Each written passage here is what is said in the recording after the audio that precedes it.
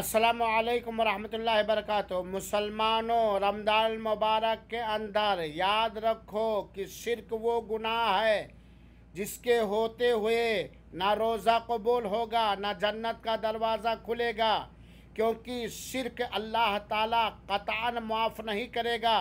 چنانچہ شرک سے توبہ کر لیں۔ ان اللہ لا یغفر ان یشرک بہ ویغفر ما دون ذلک لمن یشاء۔ اللہ تعالیٰ نے قرآن میں اعلان فرما دیا ہے کہ اللہ تعالیٰ اس بات کو قطعاً معاف نہیں کرے گا کہ اس کے ساتھ شرک کیا جائے، اس کے علاوہ اللہ تعالیٰ جو چاہے گا معاف کر دے گا۔ وَمَن يُشْرِكْ بِاللَّهِ فَقَدْ حَرَّمَ اللَّهُ عَلَيْهِ الْجَنَّةَ وَمَأْوَاهُ النَّارُ وَمَا لِلظَّالِمِينَ مِنْ أَنصَارٍ۔ اور جو شخص اللہ تعالیٰ کے ساتھ شرک کرے گا، جنت اس کے لیے حرام ہوگی اور اس کا ٹھکانہ جہنم ہوگا۔ لہذا میرے بھائیو، شرک جانو